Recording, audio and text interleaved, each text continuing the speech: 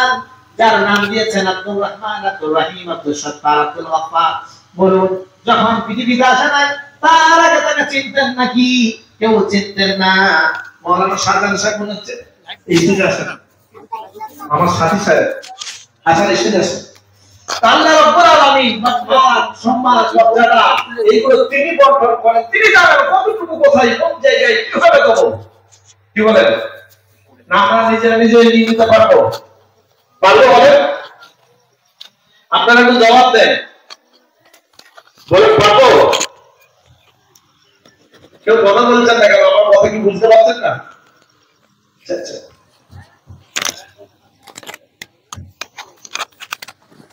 বলেন আপনার কৃতিত্ব, আপনি কি কি অর্জন করেছেন? আজকে যে পরিস্থিতি, একটু আগেই সাংবাদিকরা আমাদের মাইক দিচ্ছিলেন যে তিলোত্তমা মজুমদার নাম লেখিকা অনেক গ্রন্থ লিপিবদ্ধ করেছে, মানে বহু গ্রন্থ প্রণেতা যাকে বলা হয় আর কি, অনেক বই লিখেছে। তো সেই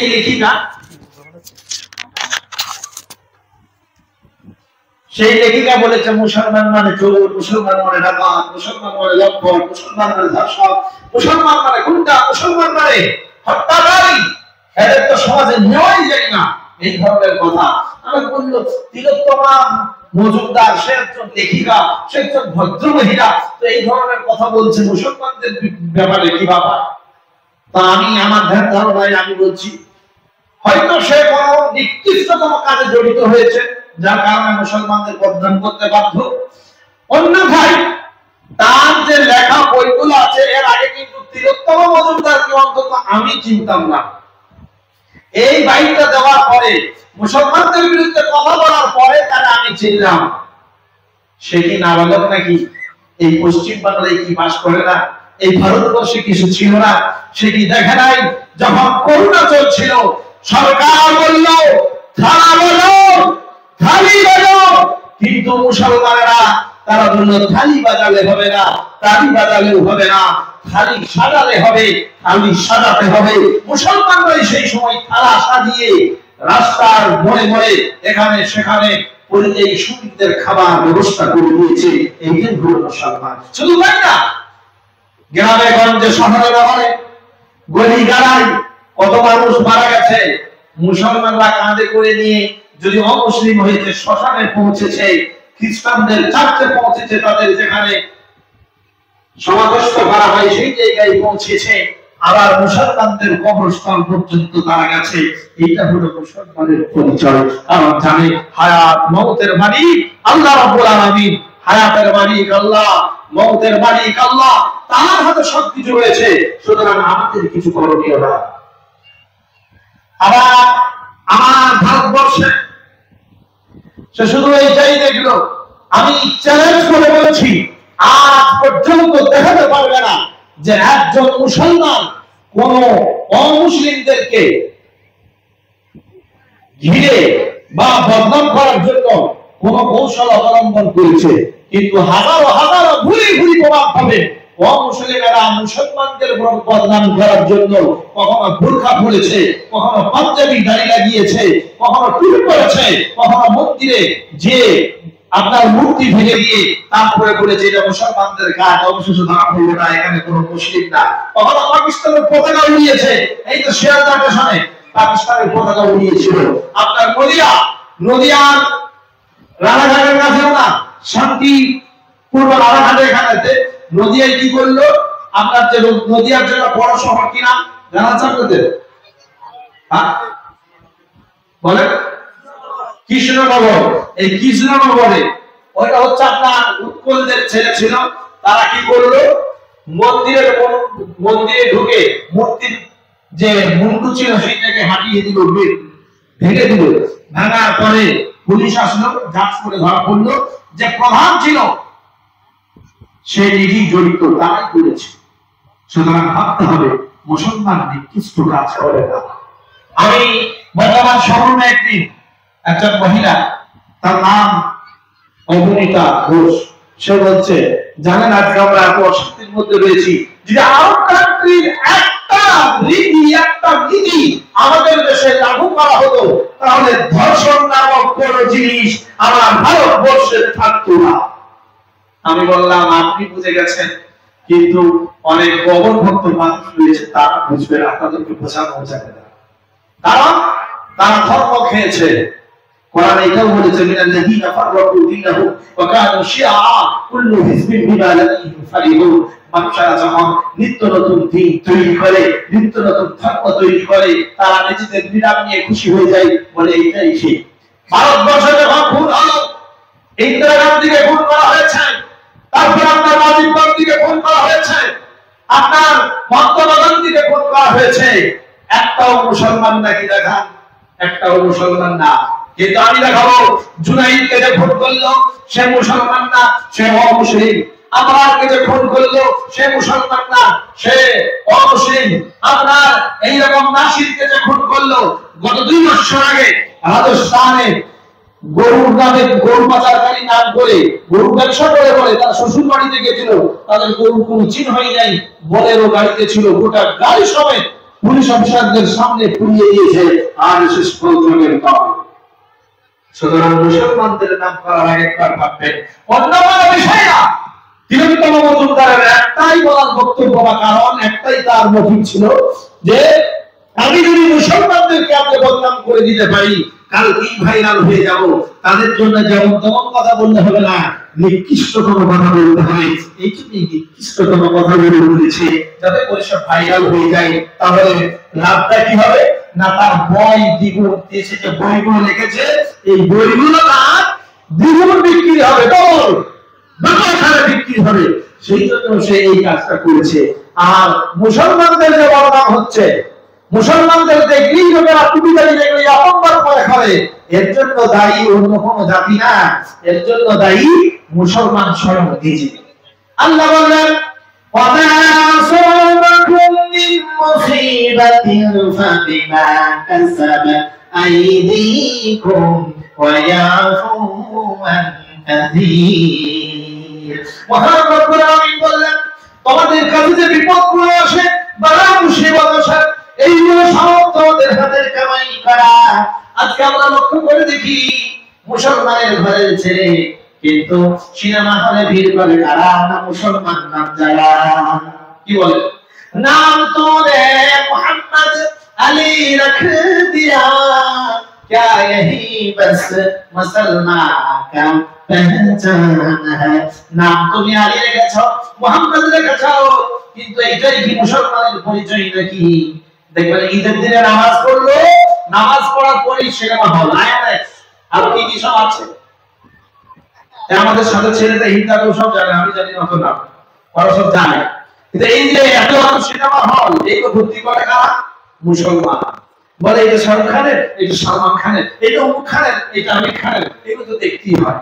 কিন্তু একবার লক্ষ্য করুন, আপনার মস্তিষ্কে আঘাত করে একবার ভাবুন, সিনেমাগুলো যারা লেখে, রাইটার যারা, সিনেমাগুলো যারা বানায়, প্রডিউসার যারা কিভাবে বানায়, যারা অভিনয় করে অভিনেতা কিভাবে বানাচ্ছে দেখেন। চুরি করলো, ছিনতাই করলো, কারো ঘরে হানা দিল, আপনার জিনা করলো, অত্যাচার করলো, খুন করলো, ধর্ষণ করলো, এরপরেও কিন্তু তাকে হিরো দেখানো। লোকের মেয়েকে নিয়ে পালিয়ে গেল, বললে হিরো, দারুণ হিরো, মেয়েটাকে নিয়ে পালিয়ে গেল। দারুণ হিরো কি বলে না, 5 তলা বিল্ডিং থেকে ঝাঁপ মেরে নিজেকে চুরি করে নিয়ে পালিয়ে গেল। এমনকি 10 তলা বিল্ডিং এর উপরে সোনা বা হিরে জহরত ছিল, সেইটাকে চুরি করে নিল, দারুণ হিরো। হিরো দেখানো হয়, খুন করলো, হিরো দেখানো হয়। আর যখনই ভিলেন সাজানো হয়, নৌকি গুন্ডা সাজানো হয়, দুষ্কৃতী সাজানো হয়, তখন একটা পাঞ্জাবি পরা, দাড়িওয়ালা, টুপিওয়ালা মানুষকে জোগাড় করা হয়, বা সেই মানুষটাকে তার দাড়ি পরা, দাড়ি সাজানো হয়, এবং মাথায় টুপি পরানো হয়, গায়ে পাঞ্জাবি পরানো হয়, গলায় রুমাল ঝুলিয়ে দেওয়া হয়, হাতে এক ভর্তি সারাই দিয়ে দেওয়া হয়। তারপরে আপনার হাতেতে বোম বারুদ দিয়ে দেওয়া হয়, বলে কোন মন্দিরে মারো, নচেত কোন জনসমাবেশে মারো, নচেত কোন স্টেশনে, নচেত কোন এয়ারপোর্টে, নচেত কোন রাজশাহীতে, নচেত কোন কলেজে, নচেত কোন স্কুলে মারে। খারাপ মুসলমান টুপিধারী, দাড়িওয়ালা, টুপিওয়ালা এইরকম প্রতিচ্ছবি নিয়ে ওই কাজটা করে, নিকৃষ্ট কাজটা করে, নিরীহ মানুষদের প্রতি অত্যাচার করায়। এখন বলেন ছোট্ট ছোট্ট শিশু আমার ধর্মের হোক বা ভিন্ন ধর্মের হোক, তারা যখন এই প্রতিচ্ছবিটা দেখে তাদের এই মস্তিষ্কের মধ্যে কোন ধারণাটা এগিয়ে যায় বলেন? এই ছবিটা তাদের মাথার মধ্যে এগিয়ে যায়, সেইটা হলো ভাই মুসলমান মানে সে তো গুলি চালাবে, মুসলমান বলে সেই তো বন্দুকবাজ, মুসলমান মানে সে তো বন্দুক করবে, মুসলমান মানে সে তো চুরি করবে, মুসলমান মানে সে তো ডাকাতি করবে, মুসলমান মানে সে ধর্ষণ করবে, তার সাজা হবে। তাকে দেখানো হয় একজন মুসলমান, আর আমরা সেই সিনেমাগুলো টাকা দিয়ে প্রমোশন করছি। ক্ষতি আমাদের হবে না তো কাদের হবে বলে? কাদের হবে? আমাদের হওয়া দরকার, কারণ আমরাই করছি। এই জন্য আমরা বেশি বেশি সিনেমা দেখবো তো নাকি? কারা কারা দেখবো না হাত তুলি? কারা কারা দেখবো না হাত তুলি? ইনশাআল্লাহ। অনেকজনে বলছে আমরা তো মাঝে মধ্যে দেখবো, হাত তুলে লাভ নেই নাকি বলে? দেখা সহজ না কোনা? স্ত্রীরা বলে নাকি একবার নিয়ে যান, দেখি মোটরসাইকেলের পিছনে বসে যাবো, সিনেমা দেখা শুরু। এরকম স্ত্রী কারো আছে নাকি? নেই তো? ভয় বলছে নেই, ক্যামেরা এইদিকে আছে, আপনার দিকে নেই, বলে অসুবিধা নেই। যাই হোক, আজকে ক্ষতি আমরা নিজেরাই করেছি। মাইকটাই কথা বলছি, মনে হচ্ছে সেই ওল্ড ক্লাসিক একদম আলাদা লাগছে। একটু ঠিক করেন না, ফাটাফাটা লাগছে, একটু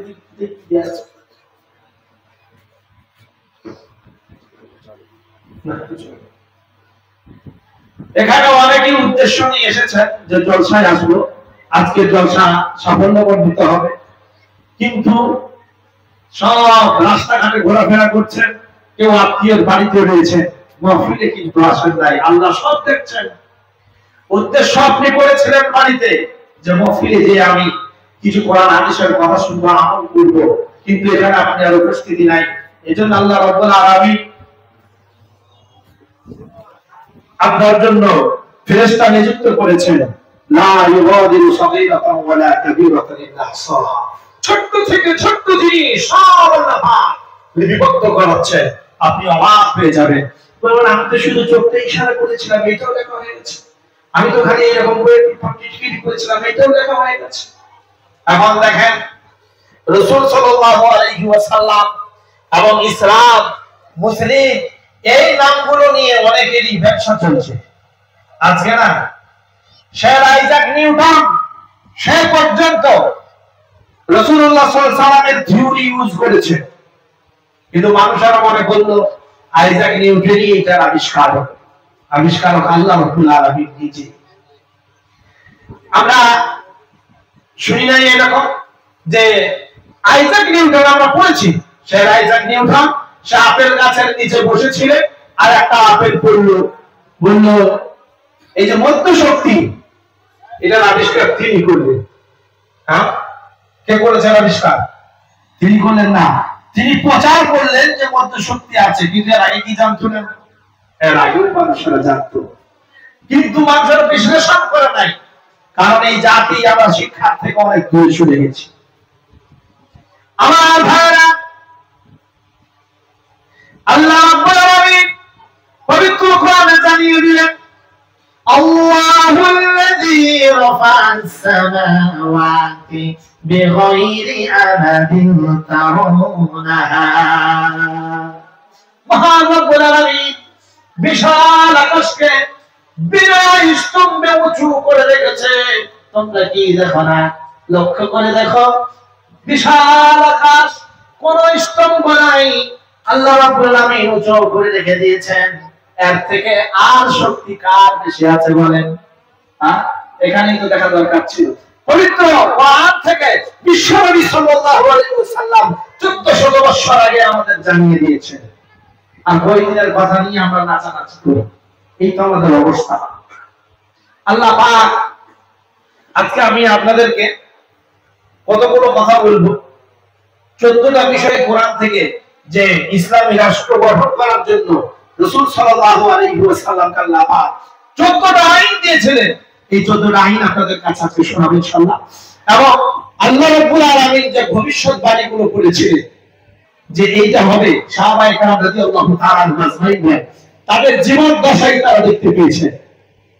এবং মুসলিম জাহানের খলিফা তারাও কিছু কিছু জিনিস দেখেছেন যে কোরআন যেগুলো বলেছে সেগুলোকে সব মিলে গেল।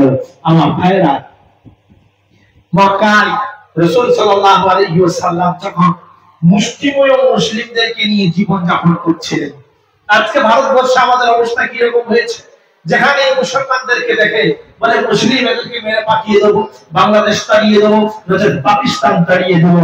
কিন্তু এত সহজ নাকি? আমাদের রক্ষককে ক্লিয়ার করুন, ক্লিয়ারেন্স নাই, মাইকটা ক্লিয়ার করুন। আমি নিজে কি বলতে যাচ্ছি, আমাদের রক্ষককে আল্লাহ রাব্বুল আলামিন। সুতরাং ভয় আমাদের নাই, আমরা যদি মুমিন হয়। কখন ভয় নাই? যদি মুমিন হয়, নচেত আল্লাহ রাব্বুল আলামিন জুতার বাড়ি দিয়ে সোজা করার ক্ষমতা রাখেন। আল্লাহ বলেন, ওয়া ইয়াতাওয়াল্লাউ ইস্তাবদিল কওমান গায়রাকুম সুম্মা লা ইয়াকুনু আমসালাকুম। তোমরা যদি নেমন হও, তোমরা যদি আল্লাহর ইবাদত করো, তাহলে শুনে নাও, তোমাদের জায়গায় অন্য কোন জাতি নিয়ে আসবে, তারা কিন্তু তোমাদের মতো নিমক হারাম হবে না। আল্লাহ ইচ্ছা করলে পারেন কি পারে না? চেঙ্গিজ খান কত মানুষ হত্যা করেছিল, মুসলমান হত্যা করেছিল, অবশেষে তার নাতিরা আবার ঈমান নিয়ে আসলো, তারা আবার ইসলামের দাওয়াত দিল। সুতরাং আল্লাহ করতে পারে।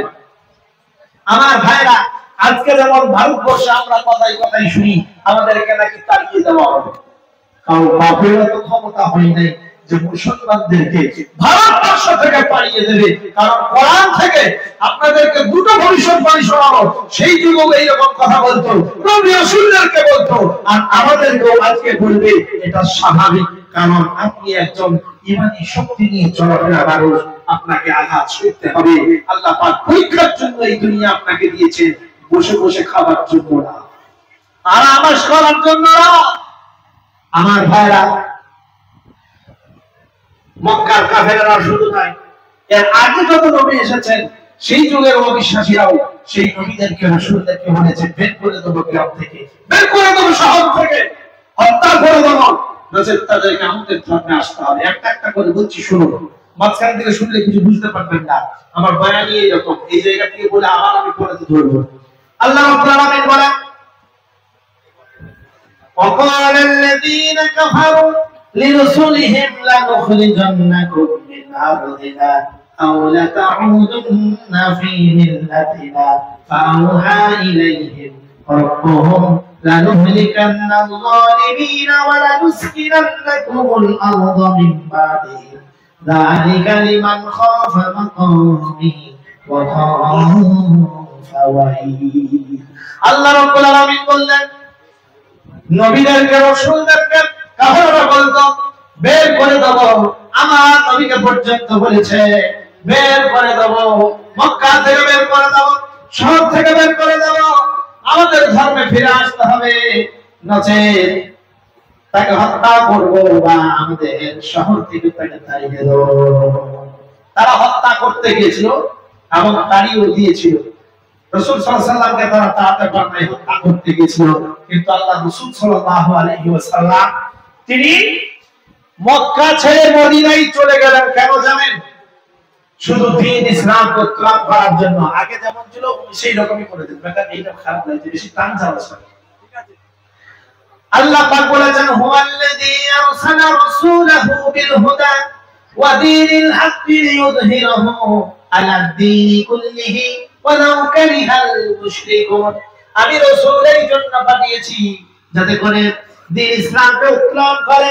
যত দ্বীন নামক ধর্ম নামক এই পৃথিবীর মধ্যে চলছে সেইগুলো সব যেন নির্বাপিত হয় আর দ্বীন ইসলাম উত্তোলন হয়, এই জন্য আমি রাসূল পাঠিয়েছি। রাসূলকে আল্লাহ পাক দ্বীন ইসলাম উত্তোলন করার জন্য পাঠিয়েছেন। সুতরাং ইসলাম ছাড়া আল্লাহর কাছে, ইসলাম ছাড়া আল্লাহর কাছে দ্বীন বলে আর কোনটাই গ্রহণীয় নয়। বুঝতে পারলেন? ইসলাম ছাড়া আল্লাহর কাছে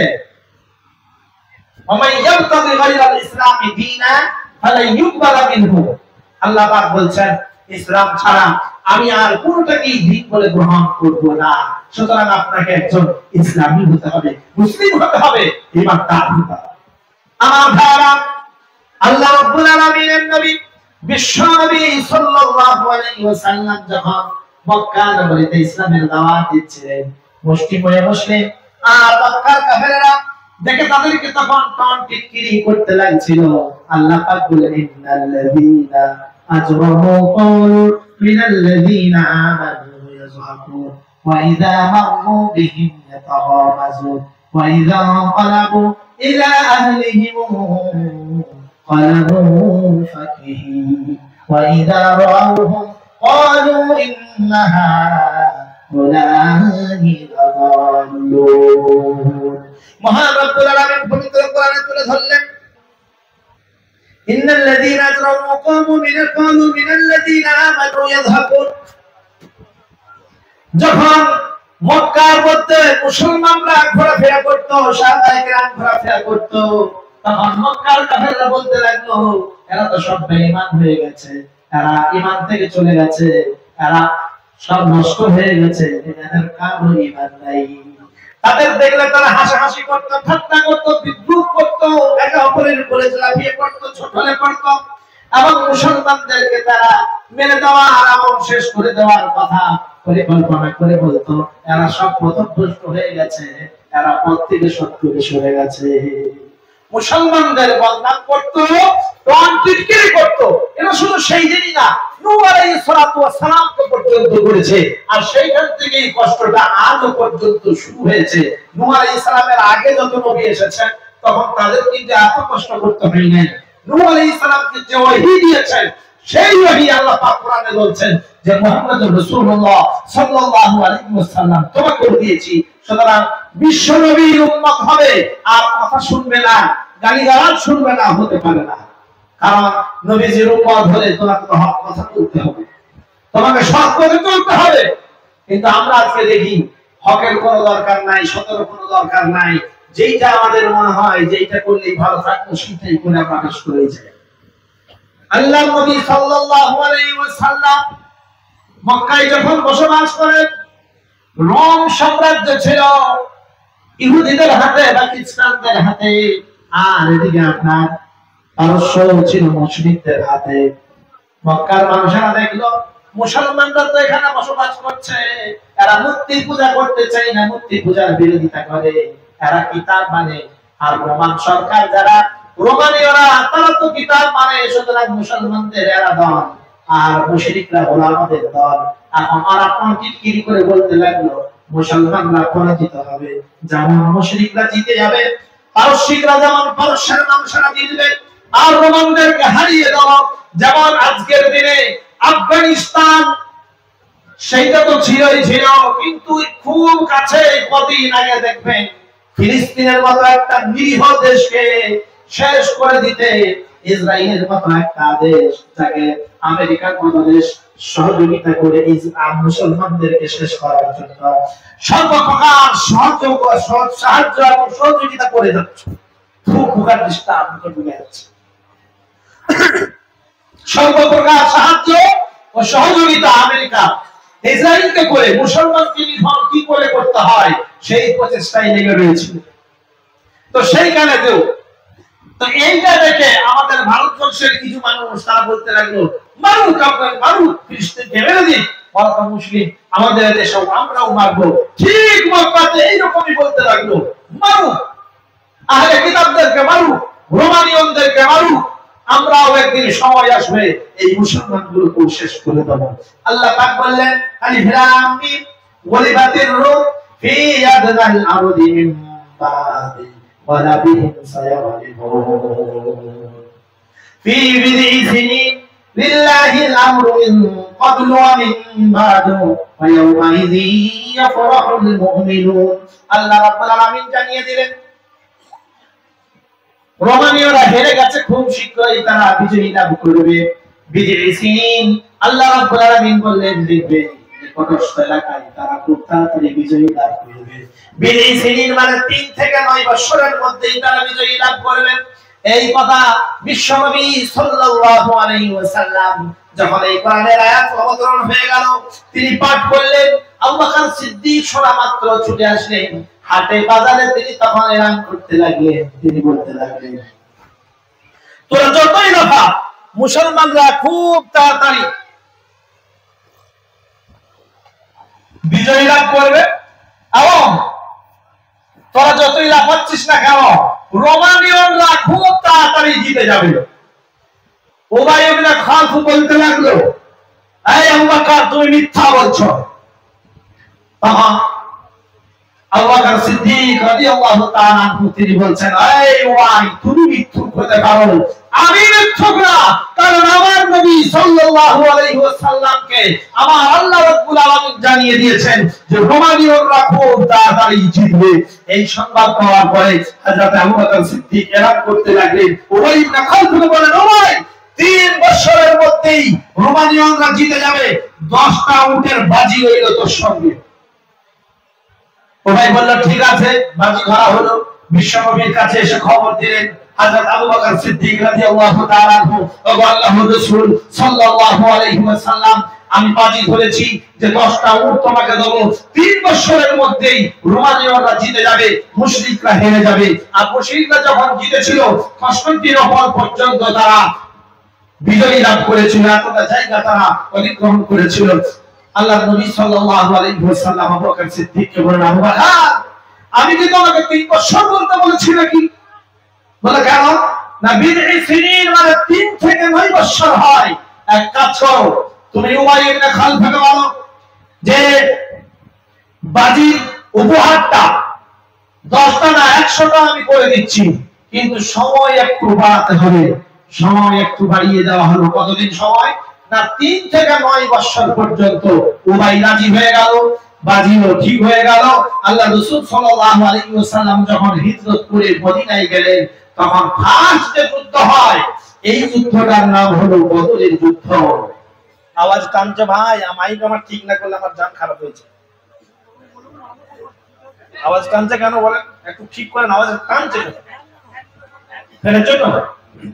এই ফ্যানটা সরিয়ে দেন, এই ফ্যানটা সরিয়ে দেন, ইকোটা একটু দেন, বেসটা কমিয়ে দেন, তাই ঠিক হয়ে যাবে। দেখেন আওয়াজটা ঠিক হয়ে যাবে, ইকোটা ঠিক করুন। যুদ্ধ শুরু হয়ে গেল বদর প্রান্তরে। আল্লাহ রাব্বুল আলামিন বললেন, কাম মিন ফিয়াতিন কালিলাতিন গালাবাত ফিয়াতান কাসীরাতান বিইযনিল্লাহ। এরকম কত ছোট ছোট দলকে আমি বিশাল বিশাল দলের সঙ্গে বিজয়ী লাভ করিয়ে দিয়েছি। আমার ভাইরা, মুসলমানদের সংখ্যা ছিল 313 জন, আর কাফেরদের সংখ্যা ছিল 1000। 1000 কাফেরদের বিরুদ্ধে 317 জন মুসলমানদেরকে আল্লাহ রাব্বুল আলামিন বিজয়ী দান করিয়ে দিলেন। সুবহানাল্লাহ। এখন খবর আসলো, এই সময় খবর আসলো, আমার ভাইরা লক্ষ্য করুন যে রোমানীয়দের সঙ্গে পারস্যের যুদ্ধ বেঁধে গেল। দেখা গেল পারসিকরা হেরে গেছে আর রোমানীয়রা জিতে গেছে। এটা হচ্ছে কোরআনের প্রথম ভবিষ্যৎবাণী। সাহাবারা দেখলেন, হ্যাঁ, জিতে গেল। উবাই ইবনে খালফ এখন সে প্রস্তুত হলো 100 উট দিতে। সে 100 উট আবু বকর সিদ্দিক রাদিয়াল্লাহু তাআলা আনহুকে দিয়ে দিলেন। আবু বকর সিদ্দিক রাদিয়াল্লাহু তাআলা রাসূল সাল্লাল্লাহু আলাইহি ওয়াসাল্লামের কাছে এসে বলেন, রাসূল, 100 উট পেয়েছি। বিশ্বনবী বললেন, হাদা সিহত, এটা তো হারাম, বাজিত মাল, চলবে না, সদকা করে নাও। আবু বকর সিদ্দিক রাদিয়াল্লাহু তাআলা আনহু সদকা করে দিলেন। এই মশলা থেকে আপনারা এই শিখেন না যে বাজি ধরেছিলেন সেই দিনে তো আমরাও ধরবো না, চলবে না। অনেক মশলা ছিল তখন আসে নাই। রাসূল সাল্লাল্লাহু আলাইহি সাল্লামের কাছে একটার পর একটা জিনিস অবতরণ হয়েছে। নামাজ নিয়ে এসেছেন কখন? মক্কায় না মদিনায়? হ্যাঁ, মক্কাতেই নিয়ে এসেছেন। হিজরত কখন হয়েছে? মক্কাতেই হয়েছে। আর মিরাজ কখন হয়েছে? মক্কাতেই হয়েছে। মক্কা থেকেই তিনি হিজরত করেছেন মদিনায়, আর মক্কা থেকেই তিনি আরশে আজিমে গেছিলেন। মসজিদুল হারাম থেকে মসজিদুল আকসা, আর সেখান থেকে গেছিলেন আরশে আজিমে। সুবহানাল্লাযী ইয়াসরা বিআবদিহি লাইলান মিনাল মাসজিদিল হারাম ইলাল মাসজিদিল আকসা আল্লাযী বারাকনা হাওলাহু লিনুরিয়াহু মিন আয়াতিনা ইন্নাহু হুয়াস সামিউল বাসীর। যাও আমার ভাইরা যে কথা বলছিলাম, এরপরে ইহুদিরা মদিনায় যে বসবাস করছে, এরা তখন বলতে লাগলো, মুশরিকরা তো, এরা তো মুহাম্মদ সাল্লাল্লাহু আলাইহি ওয়াসাল্লামের সব আত্মীয় স্বজন, এই জন্য এরা ভালো করে যুদ্ধ করতে পারে নাই। আমাদের সঙ্গে যদি একবার যুদ্ধ লাগতো, তাহলে আমরা এদেরকে বুঝিয়ে দিতাম যুদ্ধ কাকে বলে, এদেরকে খুব তাড়াতাড়ি আমরা শেষ করব। এজন্য ইহুদিরা মুসলমানদের সবথেকে বড় শত্রু। আল্লাহ রাব্বুল আলামিন তিনি দেখলেন সাহাবায়ে কেরাম এবং রাসূল সাল্লাল্লাহু আলাইহি ওয়াসাল্লাম টেনশনের মধ্যে রয়েছেন, অতিষ্ঠ হচ্ছেন ইহুদিদের যায়। আল্লাহ পাক সান্ত্বনা দিয়ে দিলেন, তিনি বললেন, লাইয়াদুরুকুম ইল্লা আদা, খুব শীঘ্রই তোমরা বিজয় লাভ করবে, খুব শীঘ্রই তাদেরকে আমি শেষ করব, নিঃশেষ করে দেব। আল্লাহ রাব্বুল আলামিন বললেন, ওয়াইয়ুকাতিলুকুম ইওয়াল্লুকুমুল আদবার সুম্মা লা ইউনসারুন। মহান রাব্বুল আলামিন জানিয়ে দিলেন, যদি তোমরা প্রচেষ্টা করো, যদি তোমরা যুদ্ধে নেমে যাও, অবশ্যই আমি তোমাদেরকে বিজয়ী দান করব। আর শুনে নাও, তোমরা খুব তাড়াতাড়ি খুশি সংবাদ পাবে, মুসলমানদের মধ্যে খুব তাড়াতাড়ি হাসি ফুটে যাবে। এই ফ্যানটা সরিয়ে দিন, আওয়াজটা এই জন্য মনে টানছে, আমার আওয়াজ টানছে। ওটা বন্ধ করেছিলাম, ভোল্টেজটা ঠিক ছিল, বন্ধ করে দিন এটা, নাহলে আওয়াজটা টানছে। এত ফ্যানটা বন্ধ করে দিন না, কারণ আমি সুইটা ইয়ে করতে হবে তো। যাই হোক, যেটা ভালো হয় সেটা করে দিচ্ছে কেন। আমার ভাইরা,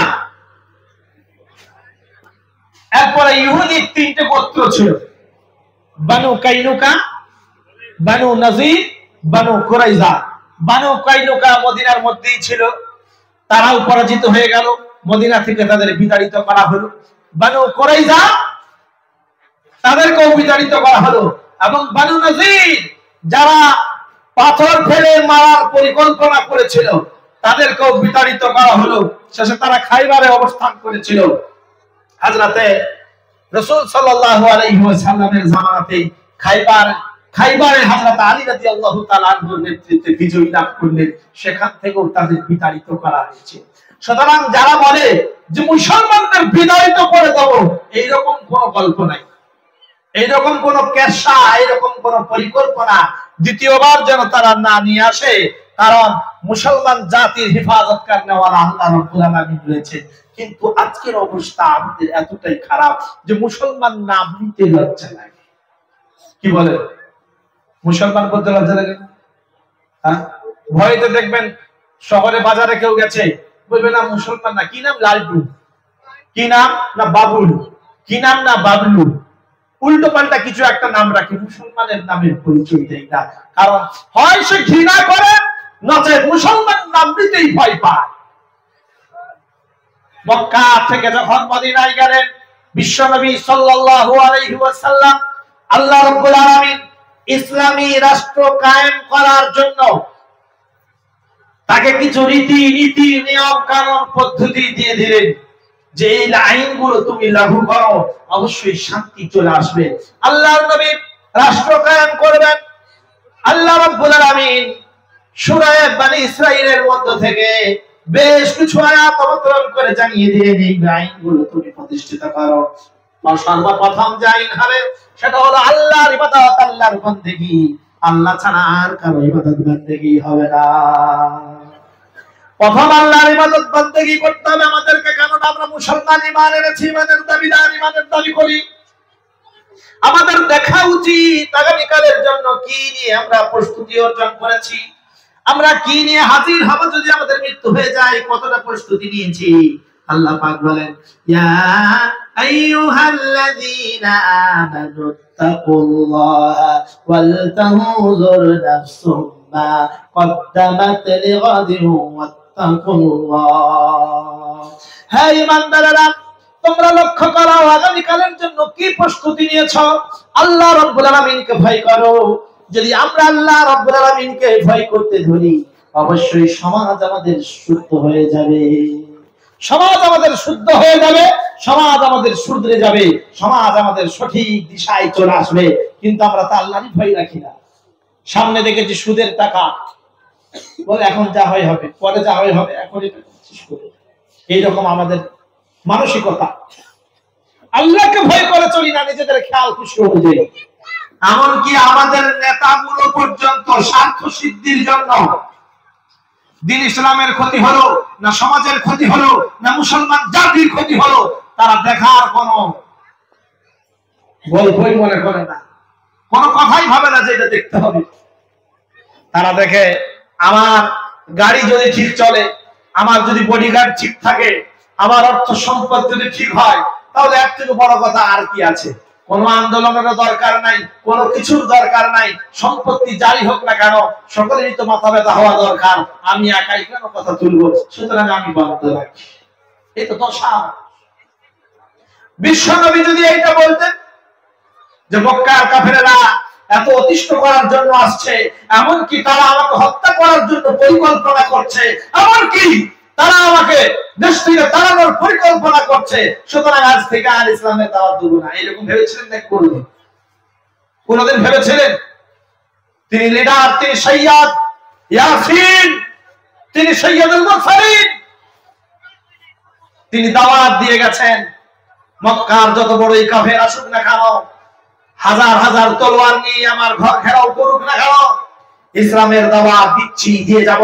মুসলিমদের কল্যাণের জন্য, মানুষের কল্যাণের জন্য তিনি ভেবেছেন। তিনি শুধু একটা কমিউনিটিকে নিয়ে ভাবেন নাই। তাইফের ময়দানে গেছিলেন, কারা মেরেছিলেন? মুসলমানরা নাকি? কারা মেরেছিলেন? কাফেররা, মুশরিকরা। নবী তাদের জন্য দোয়া করেছেন, বাদদুয়া করেন। উতবা, শাইবা, রাবিয়া, রাবিয়া পুত্র হলো উতবা, শাইবা। এই উতবা একদিন মক্কা নগরীতে এসে দেখছেন বিশ্বনবী সাল্লাল্লাহু আলাইহি ওয়াসাল্লাম কোরআন তেলাওয়াত করছেন, নামাজ পড়ছেন। উতবা ওয়েট করলো, বিশ্বনবী নামাজ শেষ যেই করেছেন, উতবা বলল, মুহাম্মদ, শুনলাম তুমি তো নতুন ধর্মের প্রচার করছো, তোমার কি কোনো নারীর প্রয়োজন নাকি? মক্কার সবথেকে সুন্দরী সুশীল নারীকে তোমার কদমে এনে দেবো। নবীজি কিন্তু জবাব দেন নাই, তিনি শুনছেন কি বলে। তোমার কি লিডারশিপের দরকার নাকি? মক্কার আমরা তোমাকে রাজা বানিয়ে রাখবো, যত বিচার আচার হবে সব তোমার ইশারায়। অর্থ সম্পদের প্রয়োজন, সব তোমার কদমে হাজির করে দেবো। বলো কি দরকার? গাড়ি যা লাগবে সব তোমার কাছে আমরা হাজির করে দেবো। মুহাম্মদ সাল্লাল্লাহু আলাইহি ওয়াসাল্লাম, শুধু ফিরে আসো আমাদের ধর্মে, তোমার ধর্ম থেকে। বিশ্বনবী শোনার পরে জবাব দিলেন, ফাইন আরাদু ফাকুল আউযারতুকুম সাইকাতাম মিথলা সাইকাতি আদি ওয়া সামুদ। তোমাকে কি এমন একটা ভয়ের কথা বলবো না? তোমাকে কি এমন একটা শাস্তির কথা বলবো না যা আদ ও সামুদের মতো? আদ ও সামুদের থেকেও কঠিন আযাবের কথা, শাস্তির কথা। যে এই কথা বলেছেন, উতবা সঙ্গে সঙ্গে বিশ্বনবীর মুখে হাত দিয়ে দিয়েছেন। হাতটাকে ধরে বললেন, মুহাম্মদ চুপ কর, আর বলবি না। কারণ জানে এই আকাশের নিচে, এই জমিনের উপরে একমাত্র একজন ব্যক্তি মুহাম্মদ সাল্লাল্লাহু আলাইহি ওয়াসাল্লাম, যার দোয়া ব্যর্থ যায় না, আল্লাহ রাব্বুল আলামিন গ্রহণ করে নেয়। সুবহানাল্লাহ। উতবা ভয় করেছিল সেই দিন একটা কাফের হওয়ার পরেও যে মুহাম্মদ সাল্লাল্লাহু আলাইহি ওয়াসাল্লাম যদি কোন তার জবান থেকে বের হয়ে যায়, সেইটা গ্রহণ হয়ে যাবে, কবুল হয়ে যাবে। সুতরাং মুহাম্মদ সাল্লাল্লাহু আলাইহি ওয়াসাল্লামকে ঘাড়ানো যাবে না।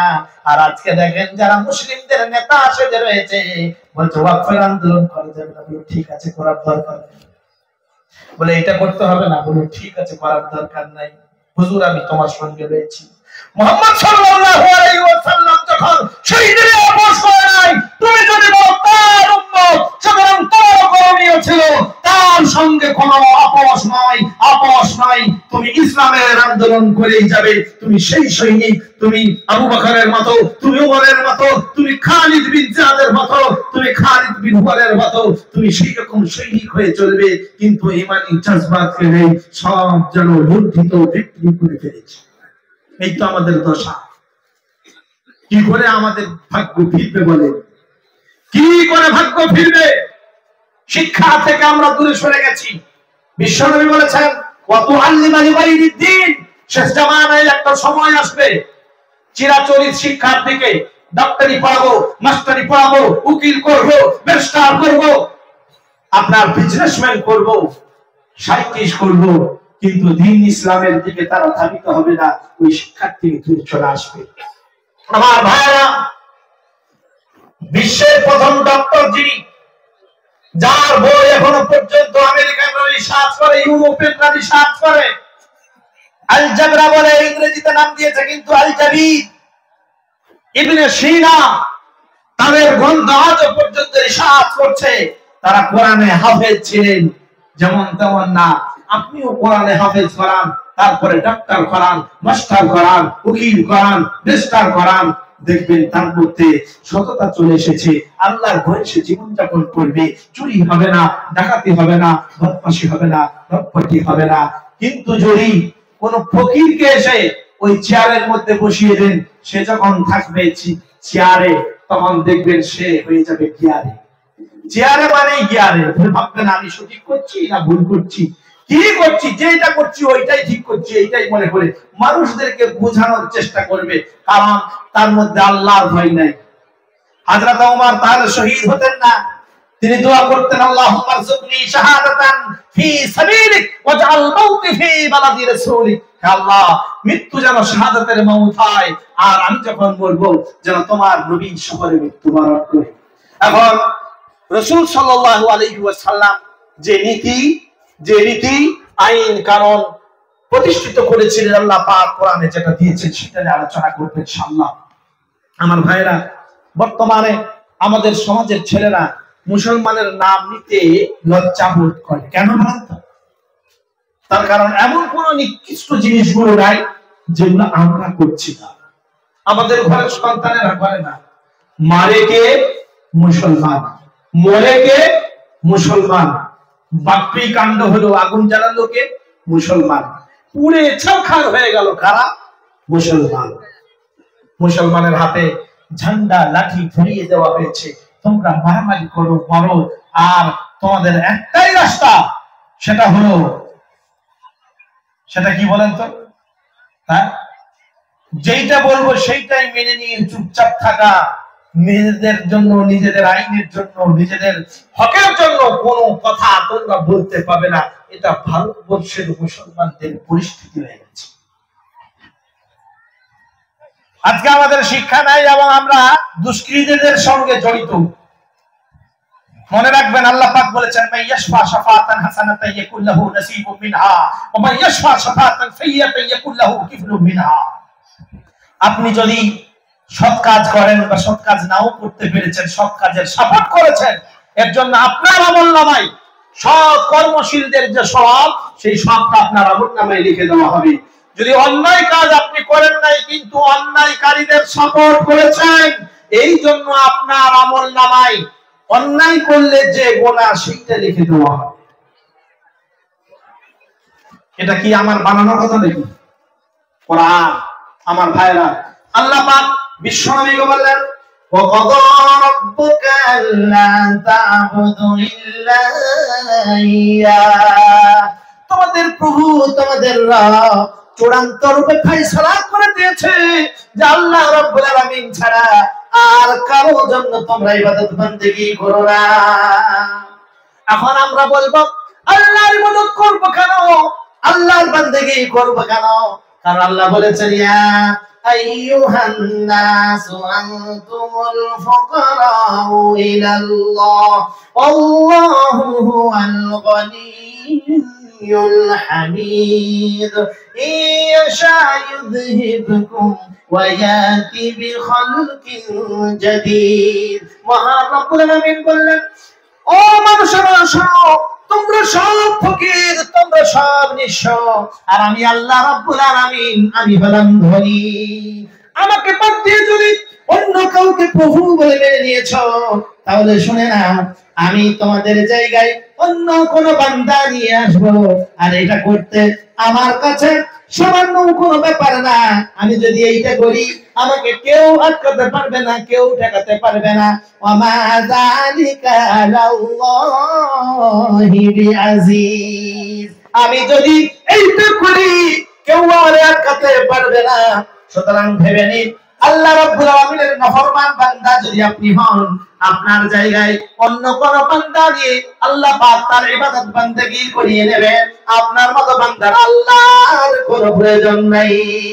গোটা ভারতবর্ষ কেন, গোটা বিশ্বের মানুষেরা যদি একত্রিত হয়ে বলে আল্লাহ যে স্থানে আছে, আমরা আবার সামান্য কিছু বাড়িয়ে দিলাম, সম্ভব নাকি?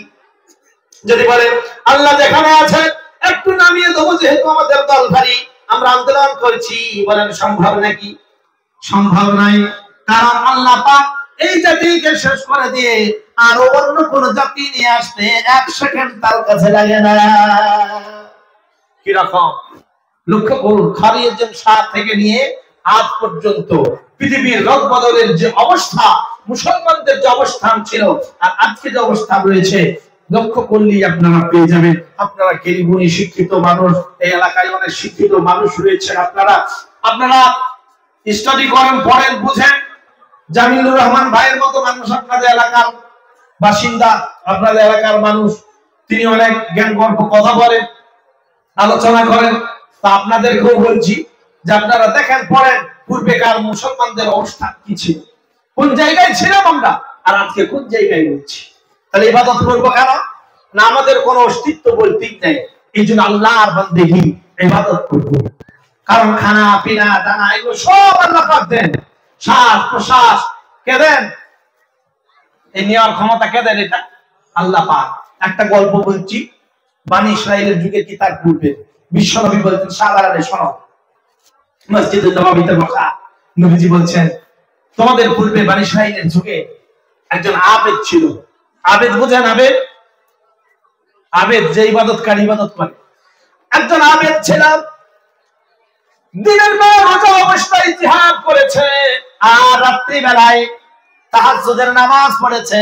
ওয়া মিনাল লাইলি ফাতাহাজ্জাদ বিহি নাফিলাতাল লাক আসা আন ইয়াবআসাকা রাব্বুকা মাকামান মাহমুদা। নবী হে, রাত্রি জাগরণ করে ইবাদত বন্দেগী করো, আমি আল্লাহ রাব্বুল আলামিন উচ্চ মাকাম তোমারে দান করব। ওয়ারাফা'না লাকা যিকরা। আল্লাহ রাব্বুল আলামিন বিশ্ব নবী সাল্লাল্লাহু আলাইহি ওয়াসাল্লামের মর্যাদা এত বাড়িয়ে দিয়েছেন যে কিয়ামত পর্যন্ত তার প্রশংসা চলবে। সুতরাং আপনিও যদি রাত্রি জাগরণ করে আল্লাহর ইবাদত বন্দেগী করেন, আল্লাহ রাব্বুল আলামিন আপনার মান সম্মান উচ্চ করে দেবেন। আমার ভাইয়েরা, এরপরে বিশ্বনবী বললেন, লোকটা রাত্রি ইবাদত করতেন, বন্দেগী করতেন, আর দিনের বেলা রোজা রেখে জিহাদে লিপ্ত থাকতেন। 1000 বছর ইবাদত করেছেন। একদিন তন্দ্রায় দেখলেন যে সে মারা গেছে আর কিয়ামত কায়েম হয়ে গেছে। আল্লাহ রাব্বুল আলামিন কিছু সংখ্যক মানুষকে জান্নাতে পাঠিয়ে দিচ্ছেন, কিছু সংখ্যক মানুষকে জাহান্নামে পাঠিয়ে দিচ্ছেন, আর কিছু সংখ্যক মানুষের তিনি সওয়াল জবাব করছেন, তাদেরকে রেখে দিয়েছেন সওয়াল জবাব করার জন্য। আমাকেও জান্নাতের লোকেদের কাছে পাঠিয়ে দিলেন। আমি মনে মনে ভাবলাম, 1000 বছর আমি ইবাদত বন্দেগী করেছি, আমার মতো লোক তো জান্নাতে যেতেই পারে, জান্নাত তো আমার জন্য করেছেন আল্লাহ পাক, সুতরাং জান্নাত তো যাবই যাব, এই জন্যই আমি চলে যাচ্ছি। মনের খবর আল্লাহ বুঝলেন, সঙ্গে সঙ্গে বললেন, বান্দারে শোন, এদিকে আয়, আমার জান্নাত দেখেছিস নাকি? আমি বললাম না। জাহান্নাম দেখেছিস নাকি? আমি বললাম না। ফেরেশতাদের বললেন, যাও জান্নাত দেখে নিয়ে আসো, জাহান্নাম দেখে নিয়ে আসো। যে জাহান্নামের কাছে আমারে নিয়ে গেল, জাহান্নামের উষ্ণতা, জাহান্নামের গরম আমার গায়ের মধ্যে যেই পড়েছে, সঙ্গে সঙ্গে ঘাম বেরোতে শুরু হয়ে গেছে। আমি ঘামেতে ভিজে গেছি, পিপাসার্ত হয়ে গেছি। আমি তখন বলছি যে আমাকে 1 গ্লাস পানি দাও। ফেরেশতারা বলল, এখানে তো পানি দেওয়ার কোনো জায়গা নেই, কারণ এখনো জান্নাত তুমি পাও নাই, এইটা তো কিয়ামতের ময়দান, এখানে তো জান্নাত পানি দেওয়া যাবে না। বলল, কেন, পানির কি কোনো ব্যবস্থা করা যাবে না নাকি? বলল, হ্যাঁ যাবে, বিনিময় লাগবে, যদি বিনিময় দাও তাহলে দিতে পারি। বলে, বিনিময় কি দেবো, আমার কাছে তো কিছু নাই। বলল, কেন? ওই যে 1000 বছর ইবাদতের তোমার কাছে সব রয়েছে, 500 বছর দিয়ে দাও। লোকটা দেখলো, যদি প্রাণে বাঁচি আরো আমি অনেক কামাই করে নেবো, 500 বছর, ঠিক আছে পানি দাও। 500 বছর দিয়ে দিল, পানি পান করলো। এরপরে তাকে যখন জান্নাতে নিয়ে যাওয়া হলো, জান্নাতের হিমেল হাওয়া তার শরীরে যখন লাগছে, পানি পান করার পরে আস্তে আস্তে করে শরীরটা জমাট বাঁধছে, প্রস্রাবের তাড়না দিল। সে বলল প্রস্রাব করবো, প্রস্রাবের একটু জায়গা দাও। ফেরেশতারা বলল এটা জান্নাত, এখানে প্রস্রাব করার কোনো জায়গা নাই, কারণ আদম আলাইহিস সালামকে এই জন্যই দুনিয়ায় পাঠানো হয়েছিল। সুতরাং বিনিময় লাগবে প্রস্রাব করতে গেলে। বলে আমার কাছে তো কিচ্ছু নাই। বলল কেন? ওই যে 500 বছরের ইবাদত এখনো পর্যন্ত তোমার কাছে রয়েছে। বলল ঠিক আছে নিয়ে নাও। 500 বছর তার কাছে ছিল, আর 500 বছর সেটাও চলে গেল। তারপর আল্লাহ রাব্বুল আলামিন বলছেন বান্দারে কি দিয়ে হাজির হয়েছো? বলে আল্লাহ কিচ্ছু নাই। বলল কেন? বলল 1 গ্লাস পানি আমি পান করেছিলাম, তখন 500 বছরের ইবাদত চলে গেছে। আর ওইটা লোড করার সময় 500 বছরের ইবাদত চলে গেছে। আল্লাহ বলেন বান্দারে শোন, এইরকম হাজার হাজার নয়, লক্ষ লক্ষ গ্লাস তুমি পানি পান করেছো। আমরা লক্ষ্য করে দেখি, এই যে লক্ষ লক্ষ কোটি কোটি গ্লাস আমরা পানি পান করেছি, যদি আল্লাহ রাব্বুল আলামিন হিসাব চান, কেউ হিসাব দিতে পারবেন নাকি? মানে বান্দারে 1 গ্লাস পানির বিনিময়ে হাজার বছর ইবাদতের সব চলে গেল। এইরকম লক্ষ লক্ষ গ্লাস পান করেছি, 1 গ্লাসের হিসাব দিতেই তো হিমশিম খেয়ে গেলি। এখনো বাকি গোটা জীবনের গ্লাস গুলো বাকি রয়েছে, কি জবাব দিবি বল? অক্সিজেন আল্লাহ পাক দিচ্ছেন, যদি বন্ধ করে দেয় সিলিন্ডার কিনে নিয়ে আসতে হবে আপনাকে, কত দাম পড়বে বলেন? সূর্যের কিরণ আল্লাহ দেয়, সবকিছু আল্লাহ নিয়ামত দিয়েছেন। আল্লাহ বলছেন ওয়া ইন তাউদ্দু নি'মাতাল্লাহি লা তুহসুহা, এত নিয়ামত আমি দিয়েছি, অগণিত তো তোমরা গুণে শেষ করতে পারবে না। সমুদ্রের পানিগুলো যদি ফোঁটা ফোঁটা করে দেওয়া হয়, বর্ষার সময় বৃষ্টির পানিগুলো যে জমিনের মধ্যে পড়ে, ওই বিন্দু বিন্দু গুলো যদি আপনারা গণনা করার চেষ্টা করেন, হয়তো সম্ভব হয়ে যেতে পারে। নদীর বালুকণাগুলো যদি গণনা করতে আপনারা শুরু করে দেন, হয়তো সম্ভব হয়ে যেতে পারে। কিন্তু আল্লাহ রাব্বুল আলামিনের নিয়ামতের গণনা যদি কেউ করতে শুরু করে, আল্লাহ পাক বলেন বান্দারে আমার নিয়ামত গণনা করে শেষ করতে পারবি না। এত নিয়ামত দিয়েছেন, আমরা প্রশংসা করি সামনের লোকটা, কিন্তু ওই সামনের লোকটাকে কে বানালো? তার বুদ্ধি, তার মস্তিষ্ক কে বানালো? আমরা লক্ষ্য করি না। তাহলে ইবাদত করব কার? আল্লাহ। প্রথম আইন পাস হচ্ছে, বিশ্বনবী বললেন মান ক্বালা লা ইলাহা ইল্লাল্লাহ দাখালাল জান্নাহ, যে কেউ কালিমা পড়ে নিল সে জান্নাতে দাখিল হয়ে গেল। কিন্তু আপনি নামাজ পড়বেন না, আপনি কোনো কিছু করছেন না, এরপরে কালেমার একবার পড়ে নিয়েছেন, বললেন জান্নাতে যাব, কিন্তু এর আগে বিশ্বনবীর উম্মত হওয়ার কারণে জান্নাত তো আপনাকে আল্লাহ পাক দিবেন একদিন, কিন্তু তার আগে আপনার শাস্তি রয়েছে, প্রচুর শাস্তি। ওই শাস্তি ভোগ করার পর তারপরে আল্লাহ রাব্বুল আলামিন একদিন জান্নাত দেবেন, কিন্তু এত সহজে দেবেন না। সেই জন্য ইবাদত বন্দেগী করব আল্লাহ রাব্বুল আলামিনের। আল্লাহ বলছেন ওয়া'বুদুল্লাহা ওয়া লা তুশরিকু বিহি শাইয়্যা, আল্লাহর ইবাদত করো, তার সঙ্গে কাউকে শরীক করো না। ইবাদত আল্লাহর করো, তার সঙ্গে কাউকে শরীক করো না। কেন বললেন? কারণ আল্লাহ পাক বলছেন আমি সব গুনাহ maaf করব, শিরকের গুনাহ কিন্তু আমি আল্লাহ রাব্বুল আলামিন maaf করব না। আল্লাহ পাক বলেছেন ইন্নাল্লাহা লা ইয়াগফিরু আন ইউশরাকা বিহি ওয়া ইয়াগফিরু মা দুনা যালিকা লিমান ইয়াশা। অপরাপর গুনাহ আমি আল্লাহ ইচ্ছা করলে maaf করে দিতে পারি, কিন্তু অন্যান্য গুনাহ আমি আল্লাহ পাক maaf করলেও শিরকের গুনাহ maaf করব না। শিরকের গুনাহ আল্লাহ পাক মোটেই maaf করবেন না। এখানে একটা জিনিস আমাদের শিখতে হবে, ভাবতে হবে, জানতে হবে। আল্লাহ পাকের সঙ্গে আপনি কিছু অন্যায় করে রেখেছেন, আল্লাহ পাক maaf করে দিতে পারেন ইস্তিগফারের কারণে, কিন্তু মানুষের হক নষ্ট করে রেখেছেন, মনে রাখবেন। ওই মানুষটা যতক্ষণ না পর্যন্ত আপনারা ক্ষমা করছেন, আল্লাহ পাক আপনারে ক্ষমা করবেন না। কদিন আগে একটা ভিডিও ক্লিপ বাংলাদেশের থেকে দেখলাম, জীর্ণ শীর্ণ মানুষটা মৃত্যু সজ্জায় শায়িত, তিনি বলছেন, ভাই এসে বলছে ভাই মাফ করে দিস, বলে যা চলে যা, মাফ করবে না। আর আমাদের এখানে লাশ শুইয়ে দিয়ে বলে এইটা আমার ভাই, নচেত এইটা আমার খালু, এইটা আমার আব্বা, এইটা আমার চাচা, এইটা আমার ফুফা, আল্লাহর ওয়াস্তে ক্ষমা করে দিন। ও বলল তোর ফুফা তোর খালু ও তো 1 লাখ টাকা নিয়েছিল, এখনো দেওয়ার নাম নাই, কি করে মাফ করি বল? অনেক করেছে কিন্তু নেব খারাপই করেছে। এই লোকটা জীবদ্দশায় একদিনও ক্ষমা চাইলো না, মৃত্যুর পর হয়ে লোকেতে ক্ষমা চাচ্ছে, মন থেকে ক্ষমা সে যদি না করে, কিয়ামতের দিবসে আল্লাহ রাব্বুল আলামিন ঋণ নিয়ে যারা মারা যায় তাদেরকে চোরের কাতারে দাঁড় করান, যদি তার উদ্দেশ্যটাই ছিল যে আমি শোধ করব না, চোরের কাতারে দাঁড় করান। এরপরে দেখেন আল্লাহ পাক 4 শ্রেণীর মানুষের প্রতি লানত করেন সর্বসময়।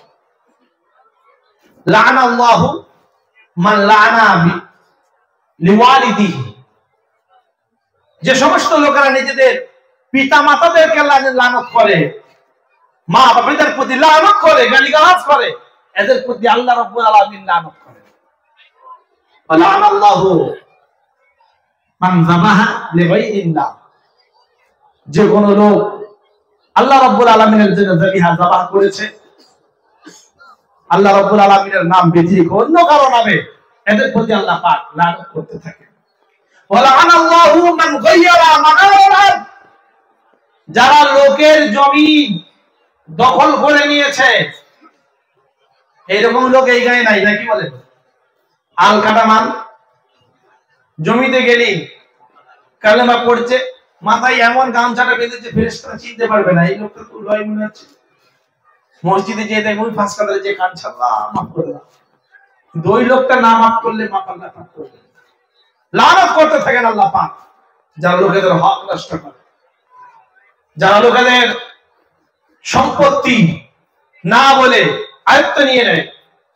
বিশেষ করে জমি জায়গা এরকম অনেক রয়েছে যারা দখল করে নেয়, আস্তে আস্তে আস্তে করে প্রথমে ঘিরে নেয়, তারপরে চলে যায়, ঘর করে নেয়, আর উঠতে চাই না, জবরদখল করে রেখে দেয়। এই জবরদখলকারীদের জন্য আল্লাহ পাক লানত করে।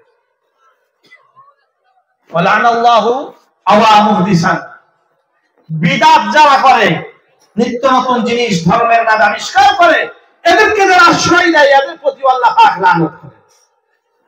সুতরাং ইবাদত করব কার? আল্লাহ পাকের, তার সঙ্গে কাউকে শরীক করব না। এটা হলো প্রথম আইন, আল্লাহ পাক এটা পাস করলেন। দ্বিতীয় আইন দেখেন, রাষ্ট্র কায়েম করছেন, কিন্তু আইনগুলো দেখেন আল্লাহ পাক কি পাস করছেন, এইটা করতে হবে। আজকে দেখেন বৃদ্ধাশ্রম গ্রামে গ্রামে ঘরে ঘরে, মুসলমান রাষ্ট্র বলছেন এটাকে, বাংলাদেশটাকে। আমার মনে হয় লজ্জা লাগে। আমি যখন ওখানে গেলাম বক্তব্য দিচ্ছিলাম, আমার আগে একজন জোশেলা বক্তা উঠেছে, ওঠার পরে বলে দাগুলো রেডি রেখে যেত, কারণ এগুলো রেডি রেখে যেত, ভারতের সঙ্গে আমরা যুদ্ধ করবো, তাদেরকে পরাজিত হয়ে যেতে হবে, এই ধরনের বক্তব্য। আমি উঠি বললাম, আপনাদের এই বক্তব্য শুনে আমার তো মনে হলো যেন হুসেন রাদিয়াল্লাহু তাআলা আনহুর ময়দান আমার মনে পড়ছে। সব চুপ হয়ে গেল। আল্লাহ হযরত হুসেন রাদিয়াল্লাহু তাআলা আনহুকে বলেছেন, আপনি আসেন, আমরা বাইয়াত হব আপনার হাতে। কিন্তু তিনি যখন গেলেন, সব এজিদের দলের হাতে ছেড়ে দিয়ে সব তার পিছনে ফিরে চলে গেল। আপনারাও আলেমদের ছেড়ে দিতে পারিয়ে যান। বলো না, আমরা সব রাজি আছি। আমরা রাজি থাকার দরকার নাই, প্রথমে নিজেরা ঠিক হন, আল্লাহকে ভয় করেন। আমি যখন ভারত থেকে বাংলাদেশে আসছি, আমার পাসপোর্ট ভারতের যে অফিসাররা দেখেছে, তাতে শিখ ছিল, তাতে ব্রাহ্মণ ছিল, তাতে অন্যান্য জাতির মানুষ ছিল, কিন্তু কেউ বলল না যে 50টি টাকা, 1 টাকা দাও, 100টি টাকা দাও। কিন্তু যেই বাংলাদেশে পা দিলাম, বলে হুজুর আপনি তো নতুন মানুষ, এই ফার্স্ট আসছেন না? প্রথমবার যখন গেছি, ফার্স্ট আসছেন না? আমি বলি হ্যাঁ। বলে আপনি তো জানেন না, এইটার ভিতরে 200 টাকা দিয়ে রেখে দিন, পাসপোর্টটা ওখানে রাখেন। বলে এটা আমার কথা নাই, আমি তো পাসপোর্ট শুধু দেবো, হবে। বললো না, এটা না করলে আপনি পাস হবেন না। আমরা আপনারা চুরি করছেন, ডাকাতি করছেন, লুটপাটি করছেন, জিনা করছেন, খুন করছেন, ধর্ষণ করছেন, আল্লাহর ভয় নাই। আল্লাহর আইন প্রতিষ্ঠিত করতে গিয়ে আপনারা ভয় খাচ্ছেন, আর আপনারা বলছেন আমরা এই করব সেই করব। জিন্দেগিতে তাকদীর আপনাদের পরিপূর্ণ হবে না, এই তাকদীর কোনদিন আপনাদের ভালো হবে না যতদিন না পর্যন্ত আল্লাহকে ভয় করে চলবে। দ্বিতীয় আইন আল্লাহ পাস করলেন, ওয়া বিল ওয়ালিদাইনি ইহসানা, পিতামাতার খিদমত করে। দেখেন রাষ্ট্র কায়েম করছেন, কিন্তু আইন পাস হচ্ছে কি? দ্বিতীয় আইন, পিতামাতার খিদমত। বাংলাদেশে দেখেন মুসলমানরাই সব বৃদ্ধাশ্রম যেগুলোকে বলে সেই বৃদ্ধাশ্রম খুলে বসে রয়েছে। আর আমার ভারতবর্ষে তো বৃদ্ধাশ্রম দেখবেন, কিন্তু ভারতবর্ষের মুসলমানদের ঈমান এতটাই খাঁটি যেখানে মুসলমানদেরকে বৃদ্ধাশ্রমে যেতে হয় না। এরা মা বাবার প্রতি সঠিকভাবে যত্নবান।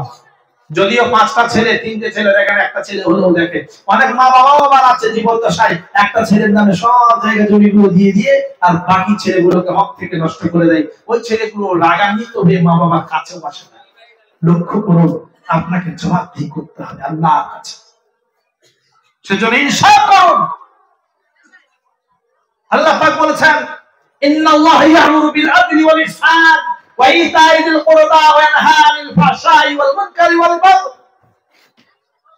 সর্বপ্রথম তিনি বলেন ইনসাফ কায়েম করো, আত্মীয়তার সম্পর্ক বজায় রাখো। দ্বিতীয় আইন তাহলে পাশ হলো কি?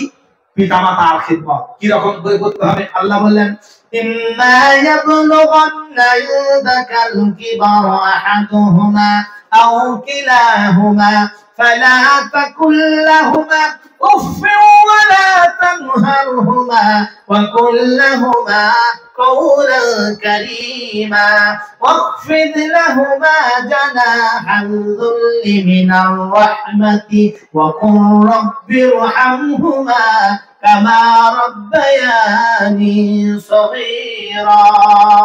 মহান রব্বুল আলামিন বললেন, তোমাদের মা বাবা একজনকে দুইজন যদি বার্ধক্য উপনীত হয়, তোমাদের জীবদ্দশায় তাদের খিদমত করো, এমন ভাবে তাদের সঙ্গে পেশ এসো, এমন ভাবে তাদের খিদমত করো যে তোমরা তাদের ব্যবহারে কোনোদিন ও শব্দ পর্যন্ত করো না। আর তাদের জন্য আমার কাছে দোয়া করো, রব্বিরহামহুমা কামা রাব্বায়ানি সগীরা। রব্বুল আলামিন আমাদের পিতামাতা যেমন করে আমাদেরকে ছোট্টবেলায় স্নেহ মায়া মমতা ভালোবাসা দিয়ে লালিত পালিত করেছে, তুমিও তাদেরকে স্নেহ মায়া মমতা দিয়ে লালিত পালিত করো। সুবহানাল্লাহি ওয়া বিহামদিহি। আল্লাহ রাব্বুল আলামিন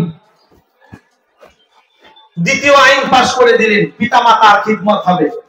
এই পিতামাতার কথা আল্লাহ পাক যেখানে নিজের ইবাদতের কথা বলেছেন, সেইখানে পিতামাতার খিদমতের কথাও বলেছেন। ওয়া'বুদুল্লাহ ওয়া লা তুশরিকু বিহি শাইয়্যান ওয়া বিল ওয়ালিদাইনি ইহসানা। এরপরে আবার বললেন, ওয়ালিদাইনের সঙ্গে, মাতা পিতার সঙ্গে ভালো ব্যবহার করো, ইহসান করো, দয়া করো। وإن جاهدك على أن تشرك بي ما ليس لك به علم فلا تطيعهما وصاحبهما في الدنيا معروفا। আল্লাহ বললেন, যদি তোমাদের মা বাবা তোমাদেরকে শিরিক করতে বলে সেইটা করো না, কিন্তু শিরিক করতে বলেছে বলে তোমাদের পিতামাতার খিদমত করো, তোমরা ছেড়ো না। দুনিয়াতে তাদের সঙ্গে তোমরা ভালো ব্যবহার করো। মাল্লাম ইয়াশকুরিন নাস ওয়ালাম ইয়াশকুরিল্লাহ। আল্লাহ পাক বলছেন, আল্লাহ রাসূল সাল্লাল্লাহু আলাইহি ওয়াসাল্লাম বলেছেন যে যারা মানুষের কৃতজ্ঞতা আদায় করে না, তারা আল্লাহর কৃতজ্ঞতা আদায় করবে কি করে? তাহলে দ্বিতীয় আইন আল্লাহ পাশ করলেন কি? পিতামাতার খিদমত। পিতামাতার খিদমতের ব্যাপারে বিশাল বিশাল লম্বা চওড়া ঘটনা রয়েছে, করণীয় কি অনেক আয়াত আল্লাহ পাক কোরআনেও দিয়েছেন, তো বিস্তারিত আমি আলোচনা করছি না। 3 নম্বর আইন আল্লাহ পাক পাশ করলেন, ওয়া ইতাইদিল কুরবা ওয়া ইয়ানহা আনিল ফাহশাই ওয়া ওয়াতিদাল কুরবা হাক্কাহু ওয়াল মিসকিন ওয়া ইবনাস সাবিল। 2 নম্বর হলো যে আত্মীয় স্বজনের হক তাদেরকে দিয়ে দাও, মিসকিনদের হক তাদেরকে দিয়ে দাও। والذين في اموالهم حق معلوم للسائل والمحروم। আল্লাহ পাক বলছেন, বিত্তশীলদের মাল ধন দৌলতে আমি মিসকিন গরীবদের একটা অংশ রেখে দিয়েছি। আত্মীয় স্বজনদেরকে যদি ঘরের মধ্যে দেখেন, সংসারের মধ্যে দেখেন, আত্মীয় স্বজনের মধ্যে খালা হোক, খালু হোক, আব্বা হোক, চাচা হোক, নানা হোক, যারা গরীব রয়েছে তাদেরকে আপনি তাদের হক দিন, আগে তাদেরকে সাহায্য করুন। আমাদের অনেক সমাজে অনেক ধনী লোক রয়েছে, কি করে জানেন? বলে ভাইপো তোরে আমি পড়াবো, খরচা দেবো। নিজের ভাইপো জাকাতের টাকাটা সেখানে দিচ্ছে, সে দেখলো আমাকে এরকম খবর এসে দাঁড়ালো দেওবন্দের একজন বলে আমার চাচা আসে বললো তোর ঘরটা সব আমি দেবো। হঠাৎ করে একদিন বলছে এটা 5,000 টাকা জাকাতের টাকা আছে, এটা দে। তো আমি তো জাকাতে আমার জন্য খাওয়া যাবে না, আমার বাপ তো অতটা গরিব না আছে জাকাত খাবো, সুতরাং আমাকে এটা দিতে চাচ্ছি। চালাকি চলবে না, জাকাত যাকে দেবেন তাকে বলতে হবে, সে যদি গ্রহণ করে তাহলে গ্রহণ হবে, না গ্রহণ হবে না। আমার ভারত আল্লাহর নবী সাল্লাল্লাহু আলাইহি ওয়াসাল্লাম বললেন গরীব যদি আত্মীয়-স্বজন হয় তাদেরকে তুমি তোমার টাকা থেকে অর্থ সম্পদ থেকে দান করো, তাদের পেছনে তুমি খরচা করো। আর যদি ধনী হয় তাহলে তাদেরকে তুমি হাদিয়া তোহফা পেশ করতে পারো, কারণ হাদিয়া তোহফা পেশ করার মাধ্যমে আল্লাহ রাব্বুল আলামিন সম্পর্ক গড়ে তোলে, তিনি সম্পর্ক মজবুত করে দেন। তাহাদু বিশ্বনবী বলেছেন তোমরা হাদিয়া দান করো, এতে মহব্বত তৈরি হয়, ভালোবাসা তৈরি হয়। আমার ভাইরা কেমন করে খরচা করব, কোথায় খরচা করব? ইয়াসালুনাকা মাযা ইনফিকুন কুল মা আনফাকতুম মিন খায়রিন ফালিল ওয়ালিদাইনি ওয়াল আকরাবিন ওয়াল ইয়াতামা ওয়াল মাসাকিন। আল্লাহ রাব্বুল আলামিন জানিয়ে দিলেন সর্বপ্রথম নিকট আত্মীয়দের পিছনে খরচা কর। এই আইনটা পাশ করলেন কে? আল্লাহ রাব্বুল আলামিন। দেশ কায়েম করছেন, রাষ্ট্র কায়েম, কিন্তু আইন পাশ করছেন কি দেখেন, যাতে করে দেশে শান্তি ফিরে আসে, অশান্তির কোন জায়গা থাকবে না। আর আজকে আমাদের দেখেন বলে আমরা সব আজাদ, আমরা সব স্বাধীন, মাকেও দেখে না স্বাধীন, বাপকেও দেখে না স্বাধীন, আত্মীয় স্বজনেরও দেখে না স্বাধীন। সমাজে কি অবস্থায় মানুষেরা ঘুরে বেড়াচ্ছে, কারো কোনো দেখার কোনো প্রয়োজনই মনে হয় না, সব স্বাধীন। কারণ স্বাধীন দেশে আমরা বাস করছি, স্বাধীন স্বাধীন মনে করে সব পরাধীন হয়ে গেছে। কখন কেউ কিছু বুঝতেই পারে না, একদিন দেখে মহা বিপদের সম্মুখীন হয়ে গেছে। স্বাধীনতা বলতে কি স্বাধীনতা? হযরত ওমর রাদিয়াল্লাহু তাআলা আনহু যখন ছিলেন বলল আমার এই মদিনা থেকে যে কোন প্রান্ত পর্যন্ত যখন দেখবো যেখান থেকে মিশর পর্যন্ত একটা মহিলা সাজসজ্জা নিয়ে রাস্তাতে একাকী হেঁটে হেঁটে চলে গেছে বা ঘোড়ার সওয়ারিতে চলে গেছে, কেউ তার দিকে লাল চোখ দেখাই নাই, তখনই জানবো যে এরা আজাদ হয়েছে, তার আগে না। আর আমরা তো ব্যাংকে টাকা রাখার পরেও আমাদের নিশ্চয়তা নাই, কখন হ্যাকাররা হ্যাক করবে। কি বলে নিশ্চয়তা আছে নাকি?